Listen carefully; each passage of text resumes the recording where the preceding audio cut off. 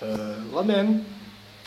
Atrodamies mēs joprojām Lietuvā un atrodamies mēs viesnīcā. Kā redzam, atrodamies mūsu stāvu gaitumie, varētu tā teikt. Un tā doma bija, kad pašlaik mēs iesim apskatīties, kas notiek mūsu apartamentos un arī ievērtēsim mazliet mūsu apartamentu iemītnieks. Tā kā dodamies mazliet, novēršamies no manis. Tā kad šeit atrodas mūsu kaimiņu numurs, starp citu arī dzīvo latvieši, un šeit atrodas mūsu numuriņš. Viss notiek nepiespiest gaisotni, kā redzams. Mūs tiešām ļoti Ita pašlaik mazliet nodarbojās ar ko tu nodarbojies, Ita? Es cenšos mazināt ietekmi. Un Es atbalstu morāli. tu to tiešām atbalsti, ja? Es atbalstu morāli un iesmērēju muguru.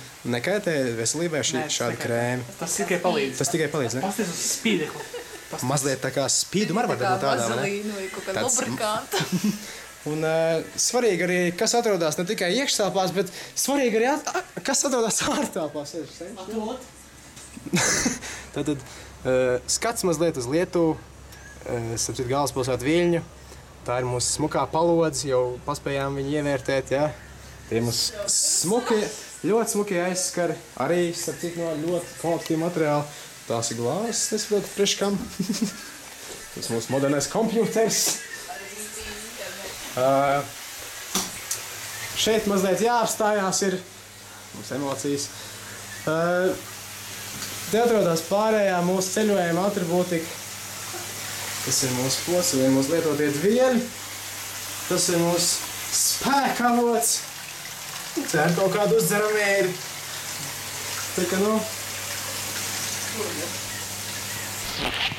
Tā mēs šeit Lietuvā pavadām laiku un ceram veiksmīgi atgriezties arī Latvijā. Paldies!